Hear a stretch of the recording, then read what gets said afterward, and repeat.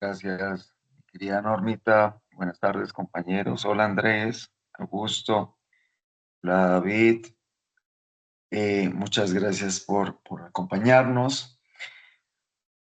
Eh, Hoy en día, la economía ha mostrado algunos signos como de un desaceleramiento importante en el país. Por lo tanto, las organizaciones, los empleados, los graduados, tienen que ir pensando en algunas alternativas frente a lo que está pasando en el país.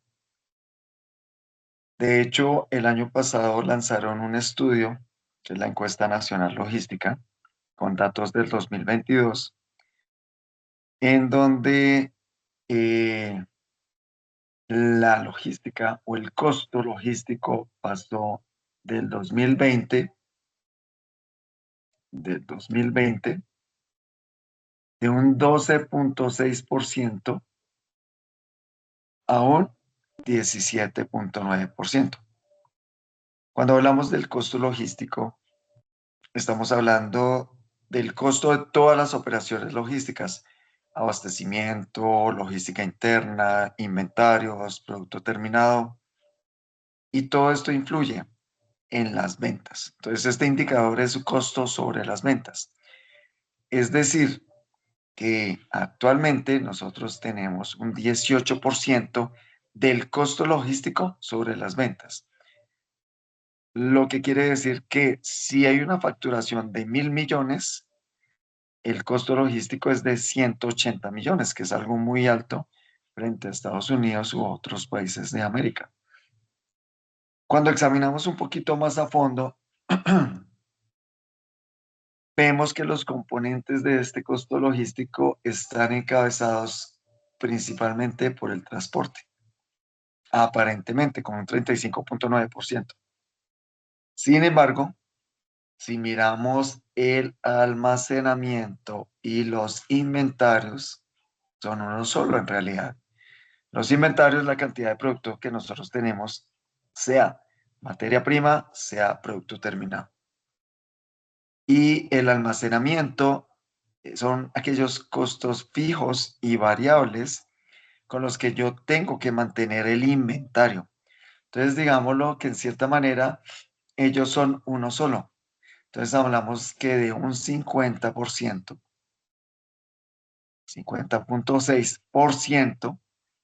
es el costo logístico, el inventario. ¿De acuerdo?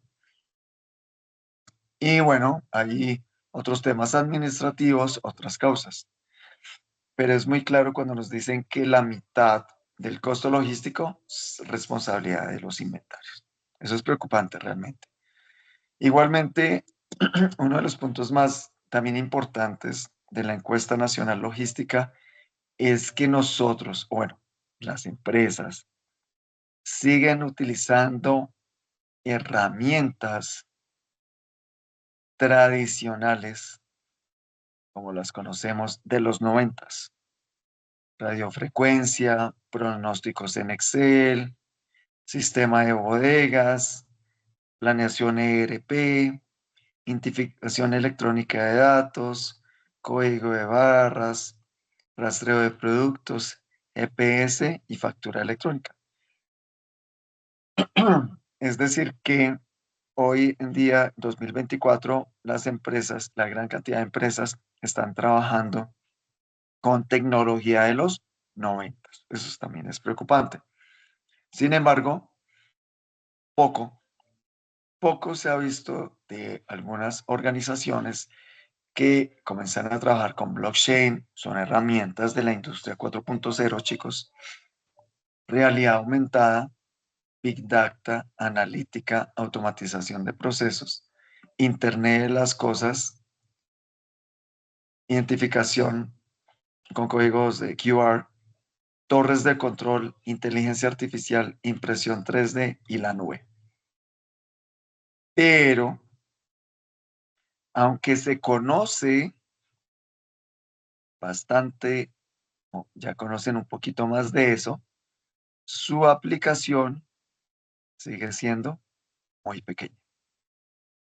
Entonces, mientras que la industria 4.0 comenzó en forma en el 2013, fuerte 2015, 2020 y como un denominador, pues nosotros apenas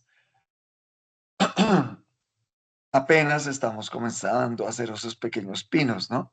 Entonces hay una responsabilidad muy importante de las universidades para tratar de transmitir toda esta información. Ahora, una de las causas más comunes frente a la acidez de implementar este tipo de herramientas es el riesgo de que sirva o no sirva. Y la verdad, yo he trabajado una que otra herramienta y es como decir, bueno, hoy trabajamos Excel, mañana trabajamos inteligencia artificial. O sea, es tan claro y tan diciente que toca tomar el paso, ¿sí? Si uno le tiene miedo a eso en la empresa, va a llegar otra empresa que sí lo va a hacer. Y todo esto apunta a un común denominador, o un indicador denominador en el mercado, y es el precio. Mientras hay empresas que llevan el inventario en un cuadernito, en un Excel, en una hojita, hay empresas que utilizan inteligencia artificial para su planeación. ¿Estamos de acuerdo? Ahora, las empresas no van a cambiar, ¿sí? Los trabajadores tienen que cambiar a las organizaciones, ¿de acuerdo? Entonces no es tan sencillo decir, bueno, compañeros, vamos a trabajar en un cambio en los diseños de los planes y la programación. Todos van a tener que aprender inteligencia artificial. Eso no, por lo menos en el mediano plazo, corto plazo, no va a pasar. Por eso las personas que están trabajando en las compañías tienen que comenzar a mejorar su perfil con este tipo de herramientas. ¿De acuerdo? Porque los chicos graduados de esta generación ya están saliendo con algunas de estas herramientas. Entonces la competitividad en recurso humano se va a tornar un poquito más compleja. Por otro lado, al no tener estas herramientas, al tener una sobreabundancia de inventario, pero poca efectividad en la gestión de pedidos, tenemos un indicador del pedido perfecto tan solo del 58%. Es decir, si tenemos una bolsa de pedidos para entregar en el cliente, solo la mitad es exitosa. O sea, nuestro indicador de pedido perfecto es casi 58% y realmente eso es muy mediocre. Sabiendo que multinacionales, no sé, DHL, Farmatodo, la Alquería, estamos alrededor del 95%. Entonces hay empresas que sí son bien, bien complejas. 58% es muy pobre. Y ya teniendo en cuenta, este es el pedido perfecto, el promedio nacional, el tema agropecuario por sectores, el tema comercial, construcción, industrial, minería, transporte y almacenamiento. Entonces hace falta muchísimo por hacer en cuanto a gestión logística se refiere. Cuando yo hago un paralelo y dije, bueno, voy a buscar, esto es la encuesta nacional logística 2023, y cuando yo comienzo a hacer el paralelo con con el informe del Foro Económico Mundial del 2023, con las herramientas que un graduado o que una multinacional está esperando en un graduado, encuentro esta gráfica y la paralelo. Entonces, en el mundo estamos esperando que los graduados y los trabajadores salgan con plataformas y aplicaciones digitales, tecnologías sobre educación, análisis de Big Data, Internet de las Cosas, nube, cifrado, ciberseguridad, comercio digital, inteligencia artificial, gestión ambiental, tecnologías de gestión ambiental, mitigación de cambio climático, procesamiento de texto, imagen, voz, realidad aumentada, almacenamiento y generación de energía, vehículos eléctricos autónomos, robots no humanoides. En donde aplicación y plataforma digital en el mundo se aplican un 86%, pero nosotros apenas estamos comenzando esos pequeños pies. Entonces eso nos dice, no, ojo, pilas, el recurso humano tiene que estar más moderno, se tiene que mover. Cuando nosotros vemos que esos fenómenos, esas dinámicas suceden a lo largo de una cadena de abastecimiento, pues vemos esto, logramos apreciar un sistema, ¿cierto? Un sistema que se espera que tenga las siguientes propiedades: fiabilidad, confianza en que me lleguen los pedidos, en que me presten el servicio, agilidad, capacidad de respuesta en los tiempos, eficiencia en la gestión de activos, muy importante, porque en logística uno de los más importantes activos es el inventario. Y ahí comienza nuestro tema. Obviamente los costos y la capacidad de respuesta. Cuando nosotros hablamos de activos, hablamos que nosotros tenemos que generar ingreso a partir de los activos, especialmente los inventarios.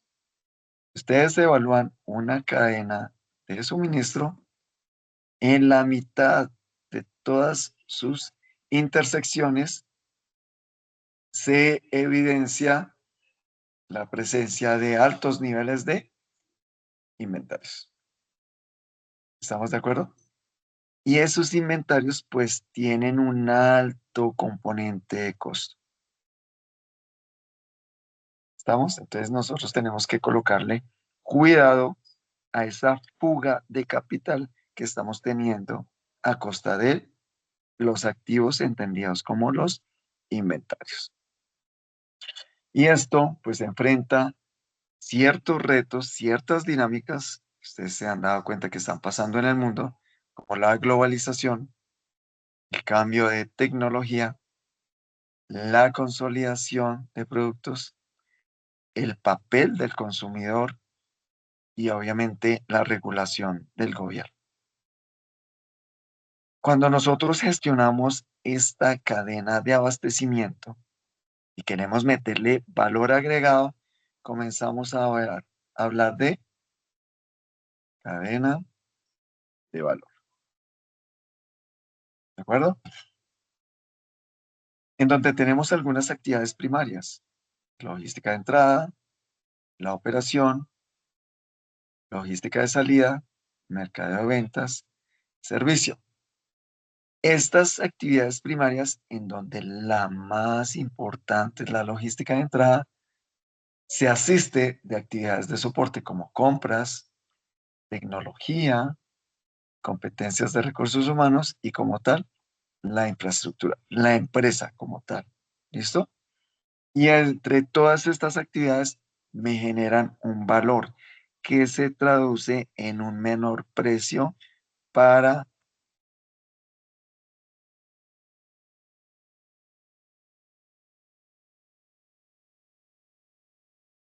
¿Me escuchan? Perdón. Te dejamos de escuchar unos segundos. ¿Me escuchas? Ya te estamos escuchando. Gracias. Entonces esto genera un valor agregado que se tiene que traducir en el precio de los consumidores, de los usuarios. Bien. Esa cadena de valor fue diseñada por un tipo que se llama Porter, Michael Porter, de pronto lo han escuchado.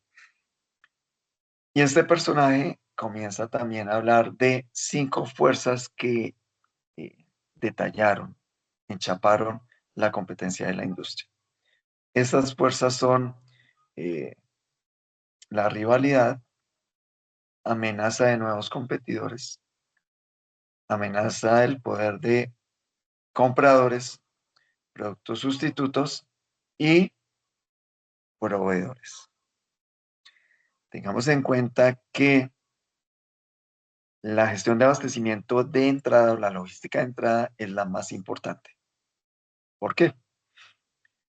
Porque de un producto y más en un servicio, si descomponemos el costo de este producto, estamos alrededor, dependiendo del sector, pero en promedio, el 80% es responsabilidad de proveedores. Es decir, que yo en una negociación de compras estoy jugando con el 80% de los materiales y la materia. Si yo negocié esto muy bien, excelente, porque tenemos una ventaja competitiva o un valor agregado. Si lo negocié mal, pues terrible, porque de ahí en adelante, aquí están proveedores, de ahí en adelante voy a tener que trabajar otro 20% para optimizarlo, que se traduce en producción más distribución. ¿De acuerdo? Pero solo optimicé el 20%. Por eso ese 80 es muy importante.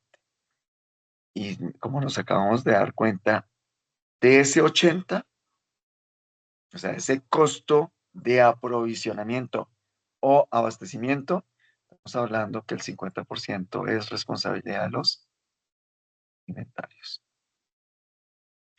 Entonces tenemos una tarea bien importante con ese concepto. ¿De acuerdo? Actualmente los mercados se han caracterizado por demoras hacia los mercados, demoras en la sustitución de productos. Me refiero al abastecimiento en canales de venta. Hay mucha creación de portafolio de productos. Hay un exceso de inventario. Hay bajos niveles de servicio. De acuerdo a la encuesta nacional, estamos creo que el 58%, ¿cierto? Tenemos muchos clientes insatisfechos y no hay un plan muy claro de mercadeo, ventas y operaciones. Entonces, este tema, frente a una capacidad y variedad, pues tienen un costo y las demoras son varias.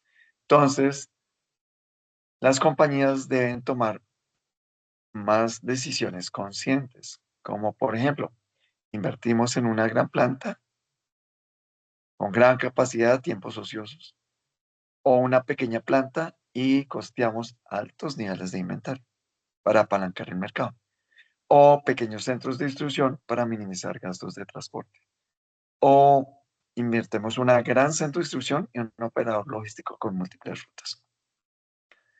En cualquiera de esas decisiones hay un común denominador: el inventario. Si tú no sabes manejar el inventario, pues vas a tener un costo y un gasto de mantenimiento, ¿de acuerdo? Esto es muy importante, chicos. Eh, Cuando nosotros tenemos un nivel de inventario, pues los niveles son muy diferentes en los proveedores, en el proceso y en los detallistas. A la final, lo que vendemos es algo pequeño cuando lo comparamos con los niveles de proveedores. Entonces, ojo, el inventario es una inversión, ¿sí? Sin embargo, cuando lo reducimos, mejoramos el ROI, rentabilidad sobre el inversionista. Mientras que si lo aumentamos, si aumentamos el inventario, bajamos el ROI. Por lo cual es muy importante mantener un balance entre el servicio, el nivel de servicio, o sea, que no haya faltantes, y el costo.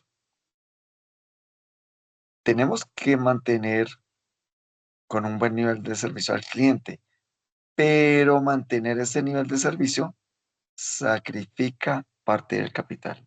Entonces, digámoslo en cierta manera, tenemos que ser muy inteligentes a la hora de hacer una planeación del inventario. Porque lo que estamos generando con esto es un efecto, ustedes lo conocen, un efecto látigo o un efecto Forrester. ¿Hasta aquí vamos bien o hay alguna duda, chicos? Bien, estamos en confianza, así que pueden intervenir. Parece que no hay dudas, ingeniero. No han manifestado nada por el chat nuestros participantes y si ellos quieren pueden levantar la mano para intervenir. Gracias, Normita.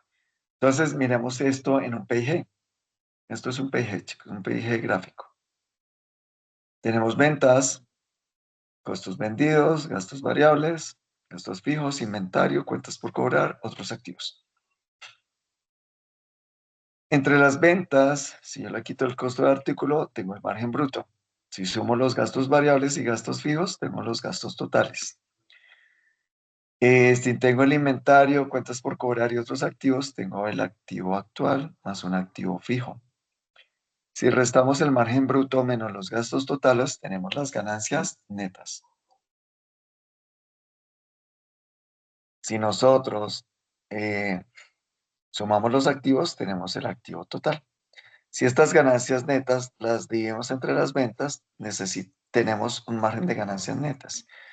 Y si el activo total lo dividimos entre las ventas, tenemos una rotación del activo. Si dividimos el margen entre esta rotación del activo, pues tenemos un indicador muy famoso, que es la rentabilidad sobre los activos. Este ROA nos está dando a entender que tú generas una ganancia a partir de tus activos. Una ganancia que puede ser pobre, una ganancia que puede ser atractiva, pero depende del manejo logístico que le des a tus activos. Entonces, digamos que el impacto de la gestión de operaciones financiero se da en 3 puntos. En el nivel de servicio que yo brinda al mercado, ¿sí? Impacta el horizonte de los ingresos. El costo que yo pueda darle a la operación, es decir, si tengo altos niveles de inventario, tengo alto gasto variable. Y por último, la gestión de activos. Igualmente, si tengo gran cantidad de inventario, pues esto se va a convertir en cuentas por cobrar o dependiendo de efectivo también, ¿no? Pero si yo lo tengo almacenado mucho tiempo, pues esto va a generar un negativo, porque va a ser el aumento de este inventario, va a hacer que la rotación de este activo sea muy lenta, muy demorada, por lo que me golpea el indicador del ROA. ¿Hasta ahí vamos bien? Entonces, fíjense que la parte de inventarios, aunque es muy técnica, nos impacta financieramente. Por eso es importante que los tengamos en cuenta. Ahora, gracias a una adecuada gestión del inventario, yo puedo tener un liderazgo, digamos que esta es nuestra planta, y estoy atendiendo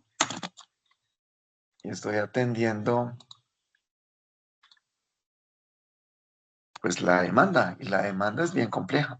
Entonces la demanda tiene un comportamiento normal, ¿cierto? Pero si yo tengo que ir detrás de la demanda, yo tengo que lograr, perdón, un liderazgo en servicio, cuando tengo ventaja en el valor, o un liderazgo en el costo, cuando tengo una ventaja en la productividad.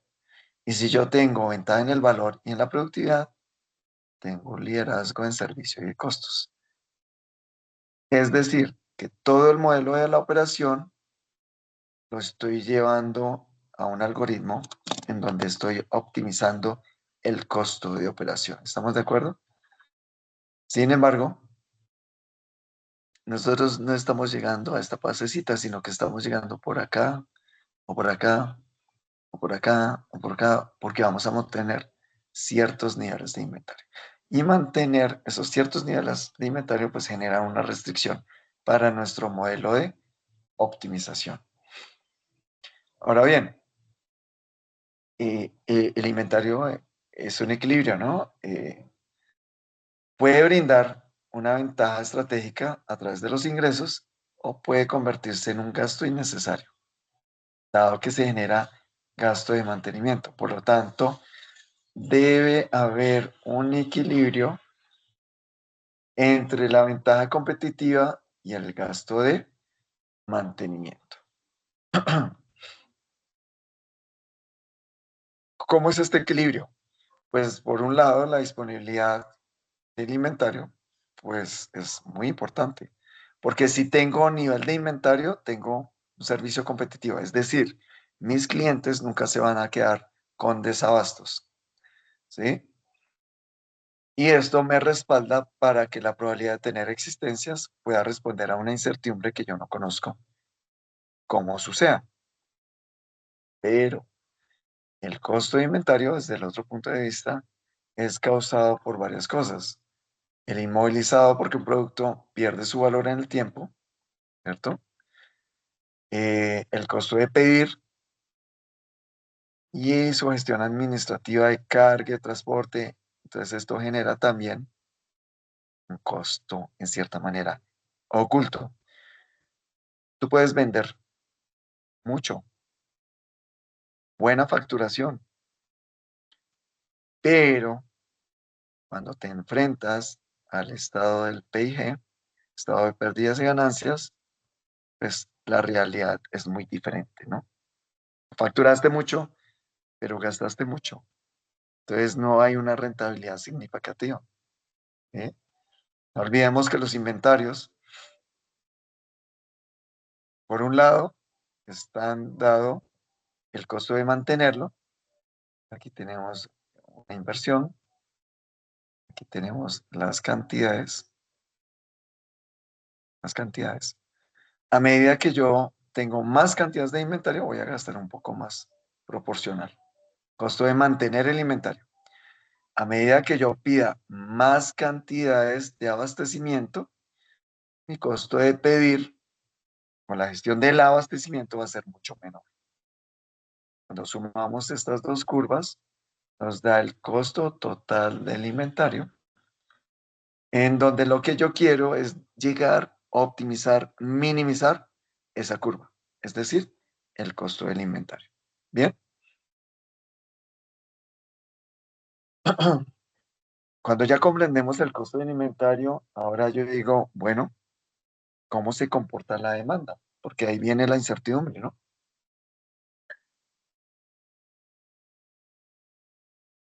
La demanda se comporta o se complementa, la conforman compradores que compran poco, compradores que compran más y compradores que compran más o menos.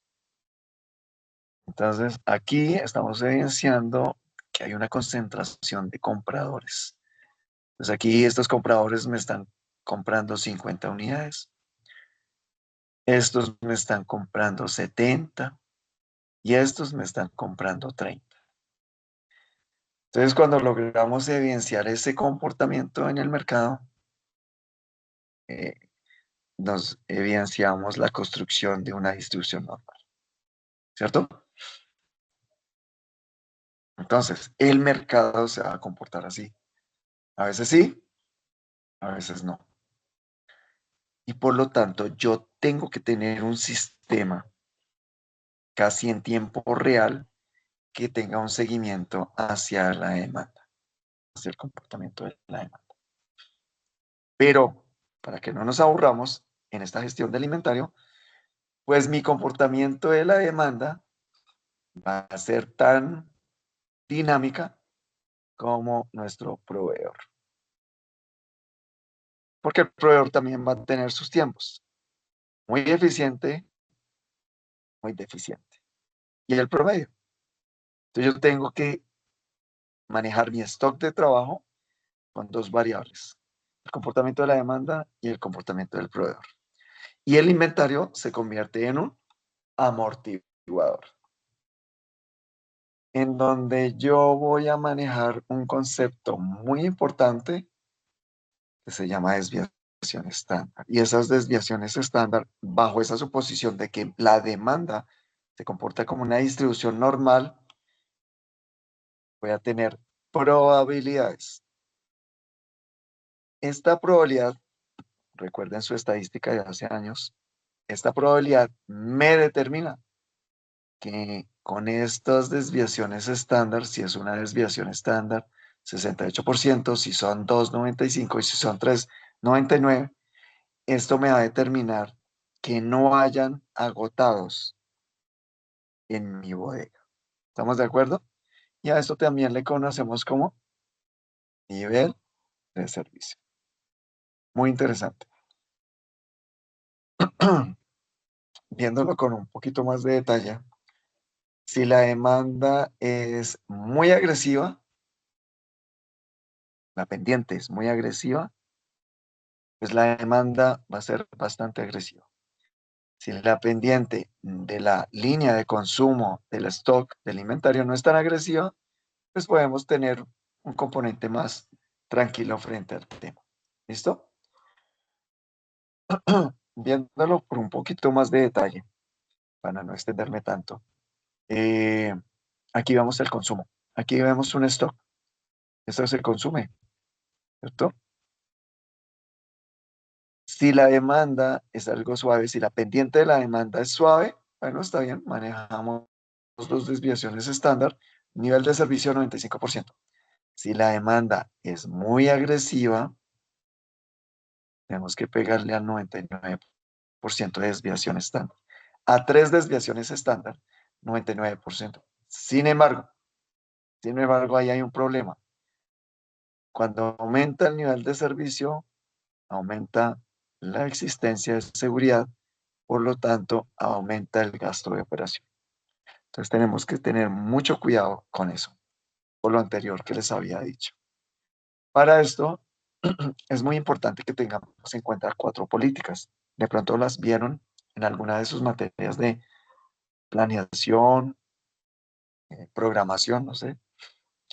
Y aquí tenemos cuatro variables: el tiempo, la cantidad, la seguridad y el techo, ¿cierto?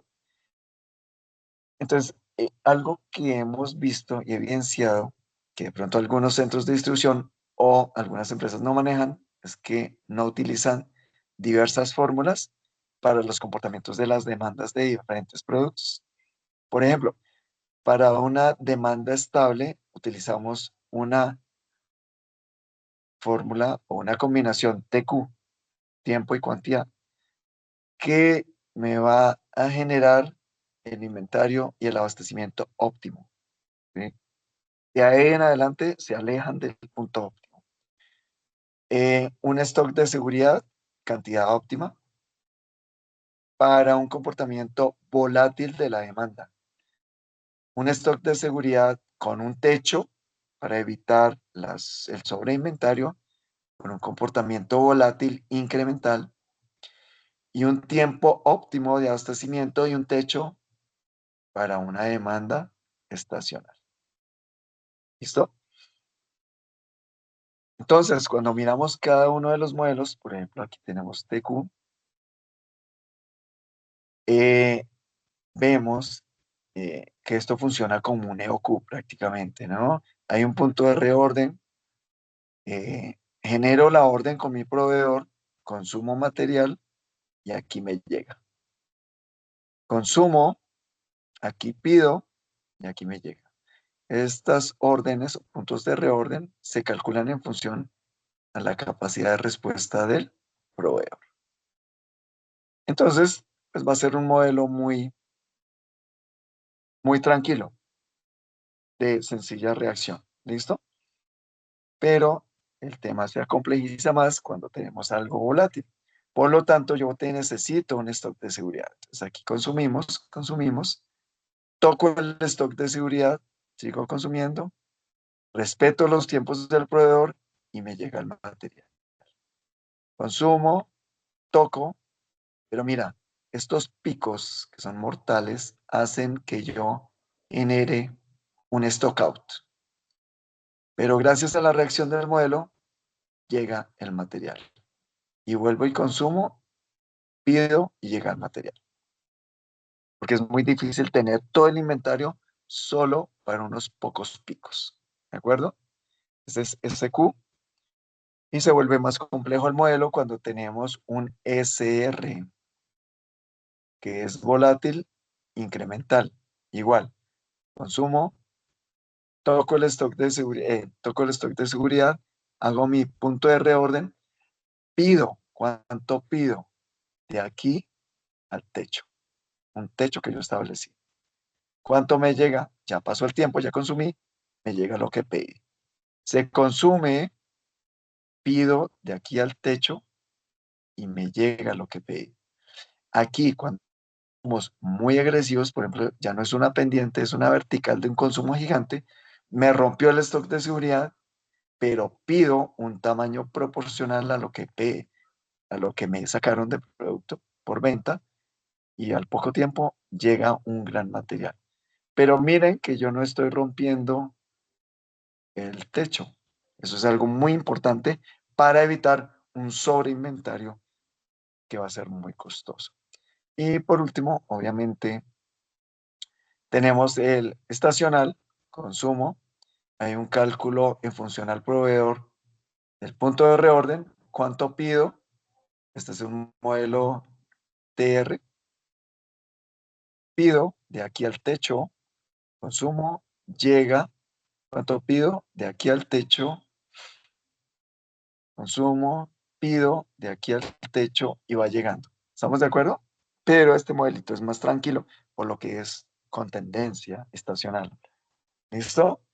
Entonces estos cuatro modelos nos enseñan pues que ya cuando nosotros incorporamos los modelos en una planeación más robusta, pues vamos a tener una mayor asertividad en la efectividad de lo que tenga la bodega y en la eficiencia con que producción o el abastecimiento de materias primas o productos para comercializar van teniendo. Y eso va mejorando muchísimo el nivel de servicio y va disminuyendo bastante el costo de operación. Y ustedes pueden decir, bueno, esto es Excel, ok, chévere, pero hay algo mejor. ¿Qué pasa cuando yo voy a tener que gestionar 20.000 SKUs? SKUs, Stock Keeping Unit, unidad de mantenimiento, o ítems. Cuando tengo 20.000 ítems que tengo que planear, tiene el dolor de cabeza, pero para eso necesito aplicar algo más robusto. Es cuando nosotros comenzamos a trabajar con nuestras inteligencias artificiales. Entonces, miren esto, qué interesante. Tengan en mente las cuatro políticas de inventario, ¿cierto? Esto lo hemos hecho en un par de proyectos donde a través de redes neuronales convolucionales con autoencoders comenzamos a determinar el comportamiento de los inventarios, de las demandas. Aquí tenemos, escogimos cuatro productos de esos 20.000, esas 20.000 referencias de un centro de distribución farmacéutico. Aplicamos una librería Keras para estimar su comportamiento futuro y a través de una red neuronal convertimos esto en datos. ¿De acuerdo? Y el robot o la inteligencia artificial comienza a decir, igual con estas políticas, ¿estos datos son similares a estos? No. ¿Estos datos son similares a estos? Sí. Quiere decir que el producto número 2 tiene una política TR. Por lo tanto, su techo es de tanto, su tiempo de abastecimiento es de tanto, su techo es de tanto y las otras variables. Las cantidades son de ta, ta, ta, ta, ta. Las variables importantes para el abastecimiento. Cuando yo hago esto con un producto y lo multiplico por 20.000 productos, pues he solucionado un problema muy importante en un centro de abastecimiento, en un centro de distribución, en una planta. Bueno, muchas partes donde nosotros podemos implementar esto. Entonces, quiere decir que ya no me voy a demorar casi 4 meses analizando la planeación de 20.000 referencias. Solo me voy a demorar 10 minutos, gracias a esta inteligencia artificial. Entonces, pues creo que ese era el mensaje, el tema de la planeación emergente. Hoy en día, cuando los mercados son un poquito más agresivos, son importantes, pero eso no lo tiene un software, eso lo tenemos que construir nosotros. ¿De acuerdo? Muchas gracias. Gracias, Normita. No sé si hay inquietudes. Vale, vale, ingeniero. Muchísimas gracias por esta charla. Entonces abrimos espacio para preguntas. Si nuestros asistentes tienen alguna pregunta, pueden consignarla en el chat o levantar la mano para que podamos activar su micrófono.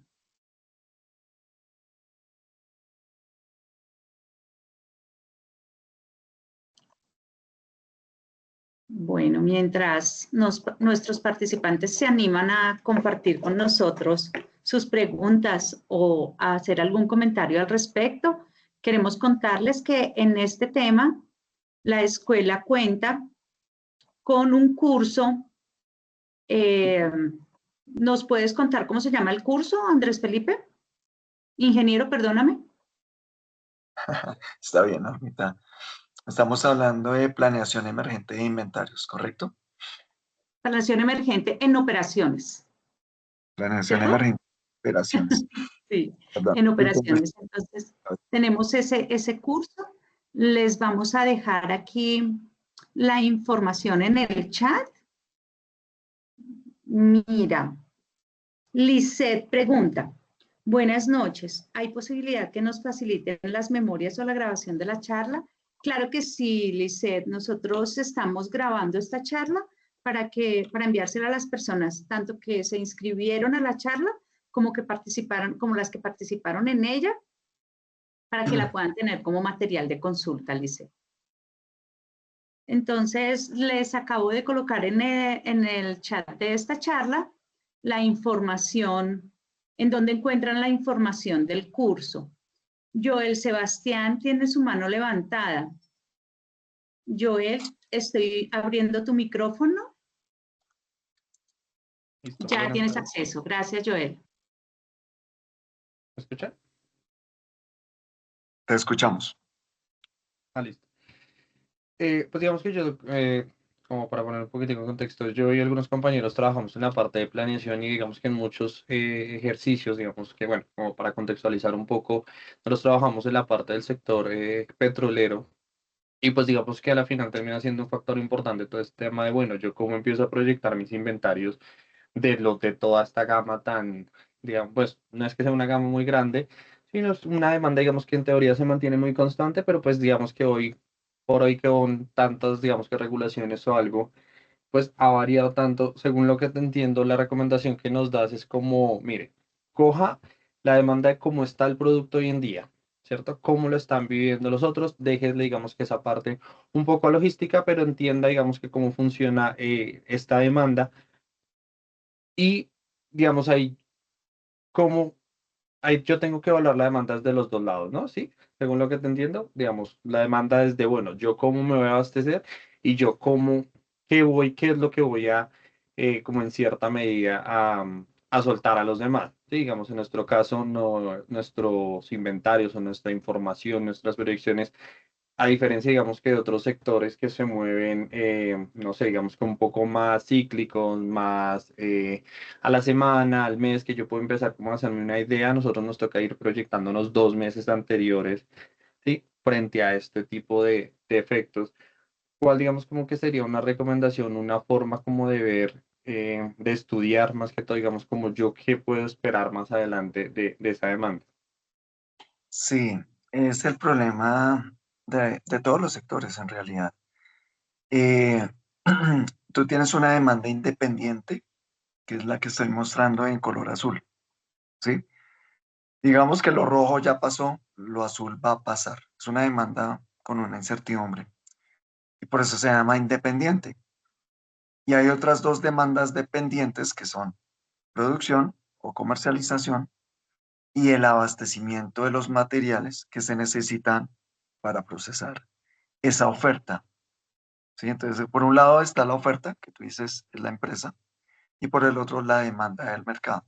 ¿Listo? Ese equilibrio tienes que ubicarlo.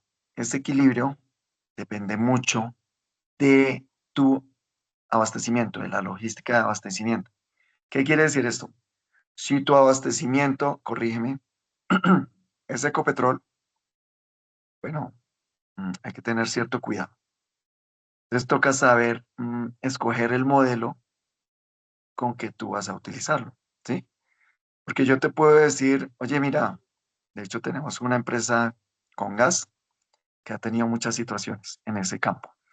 Entonces yo le digo, no, es que, oye, gas, ustedes tienen que tener modelos de optimización, mínimo nivel de inventario. Pero es que hay un problemita, se está acabando el gas. No, sí, no, toca cambiar el modelo, porque la demanda va a comenzar a cambiar y la oferta va a comenzar a cambiar. Entonces, yo ya no puedo depender de Ecopetrol ni de mis modelos de optimización, sino tengo que manejar otros modelos porque vamos a comenzar a importar gas, ¿sí? De Estados Unidos, muy probablemente de pronto de Venezuela. Pero cuando comenzamos a importar, hay un riesgo en la logística internacional, tú lo sabes. Cuando hay riesgo, no, ¿sabes qué? Va a tocar ajustar otras variables, el stock de seguridad, toca ajustar el techo, toca ajustar la frecuencia de abastecimiento de los proveedores. ¿Sí me hago entender? Entonces, digamos que te vas alejando del punto óptimo que yo les graficaba ahorita, pero sigue siendo una solución factible, solo que no es tan económica ni tan óptima, pero se acerca. Y a eso le llamamos heurísticas, ¿no? De pronto tú has escuchado ese término. Pero hay algo muy importante. Todo se compara con costo-beneficio. ¿Qué me vale y cuál es el beneficio? Una comparación de eso. ¿Vas a apostarle a mantener inventarios muy justos? Puede que tengas un quebra, un stock out, rompimiento del inventario y el costo de que un usuario, cliente, canal me abandone porque yo no le serví bien. Eso es más costoso que de pronto mantener un poquito más de inventario. Entonces, fíjate que lo que tú me estás preguntando es el cómo diseñar un modelo que me pueda equilibrar oferta y demanda teniendo en cuenta el riesgo en la cadena en el proceso de abastecimiento, ¿no? Corrígeme si es claro para ti. Sí, señor. Sí, ahora aprovecho esa pregunta para decirte, todo el mundo habla de no, industria 5.0, transformación digital, todo el mundo habla de, no, pues que realidad aumentada, inteligencia artificial, Internet de las cosas, y es un boom, ¿no? Pero cuando tú vas a ver la realidad de las organizaciones, no es así. Entonces yo les digo a ustedes, eh, hay que saber de inteligencia artificial, hay que meterle a esto inteligencia artificial. ¿Me entienden? Ahora, no, profe, pero es que yo sigo con mi Excel. Yo defiendo el Excel. Mis modelos han sido en Excel y es una herramienta todavía muy importante. Sin embargo, hay que darnos cuenta que los chicos graduados están saliendo con programación, están saliendo con inteligencia artificial, están saliendo con Internet de las Cosas, con realidad aumentada, con Big Data, con analítica, ¿sí? Entonces, es como conciencia, tengo que aprender ya inteligencia artificial. No, un momento, espérate. Tienes que ir gradualmente empapándote de estos temas para que en su momento que los comprendas bien, podamos diseñar un modelo con inteligencia artificial. ¿Sí me hago entender? Eso es clave. Hoy en día, es que no estamos en el 2020, estamos en el 24, imagínate. Las empresas esperan que sus trabajadores, o sea, ustedes, los responsables por mejorar los procesos, tengan ese conocimiento. ¿De acuerdo? Digamos que ahí, como pues, no sé, como un comentario ya, digamos que lo que a veces, muchas veces he escuchado es también como que eso es una cuchilla de doble filo, ¿no? Que dicen como listo, usted automatice o busque, digamos que incluir la inteligencia artificial, pero muchas veces termina siendo un modelo mucho más complejo de entender o sí, de interpretar. Frente, digamos que algunos dicen, yo hago este cálculo y llego al resultado. Y cuando ocurre, digamos, el hecho, ya, no, digamos que incluso uno ve a veces como ese cálculo como manual o ese cálculo como más sencillo tiende a ser como más acertado en algunos casos. No digo que en todos, puede que la inteligencia artificial obviamente va a ayudar muchísimo, pero digamos que en muchos eso, ¿no? Lo que pasa es que lo que he visto, ¿no? Eh, eh, la inteligencia artificial se ve como el proyecto súper, hiper, mega inteligente para modelos muy complejos. Entonces se pierde la practicidad del modelo, ¿sí? Entonces, pues obviamente al irse a un tema muy científico, pierde su practicidad. Cuando pierde la practicidad, pues no me sirve, no es práctico, no le pega lo que yo estoy esperando. Por eso, digámoslo así, la inteligencia artificial es tu instrumento. De ti depende si lo vuelves muy complejo y los resultados no son muy esperados, o lo vuelves práctico y si te sirve como asistente, como colaborador. Por ejemplo, nosotros hemos trabajado este casito que te cuento, una inteligencia artificial que a veces no es difícil, es un entrenamiento básico de unos cálculos numéricos y el modelo se entrena y comienza a ver fotos y a comparar comportamientos de gráficas. Y yo digo, pues no es difícil, no es complejo, no es una tesis doctoral, pero me ayudó a crear las variables de mi planeación óptima para 20.000 SKUs. Y eso es un alivio, ¿sí me entiendes? Entonces toca verlo como necesito una herramienta que me ayude y no depender únicamente del ERP o el sistema de información, porque ese sistema de información tiene otras fórmulas y tiene otros conceptos, ¿no? Pero eso es ya antiguo, ¿no? No sé qué pienses.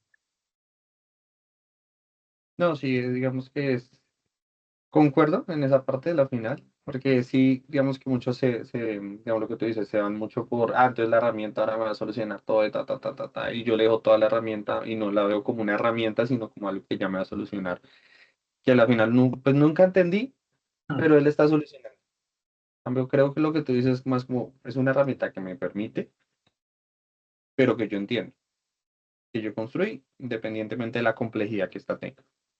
Ahora no solo lo veas así. Ustedes que son jóvenes, creo que la mayoría son jóvenes, velo como un proyecto. Todo el mundo está esperando hacer la maestría para hacer su proyecto de mejoramiento y mostrarse, ¿no? Oiga, yo hice esto. No, háganlo para ustedes. Así me decía un profesor de una maestría que hice, pero háganlo para ustedes. Es decir, haz tu modelo con una inteligencia artificial. Pues si la empresa gana, tú ganas, te muestras y se muestra en tu hoja de vida. Y créeme que ahorita, si ustedes se han dado cuenta, ya no es diferencial. Oye, ¿sabes de inteligencia artificial? Súper, ¿no? Se requiere conocimientos en inteligencia artificial. ¿Me hago entender? Entonces no lo veas como mucho, no, sí, la empresa, esto, lo otro. No, es que yo necesito avanzar, ¿sí? Entonces, este tipo de perfiles que ya comienzan a tener herramientas para cambiar la forma de hacer las cosas en logística, en operaciones, en transporte, pues, en una cantidad de aplicaciones, va a ser muy llamativo o está siendo muy llamativo.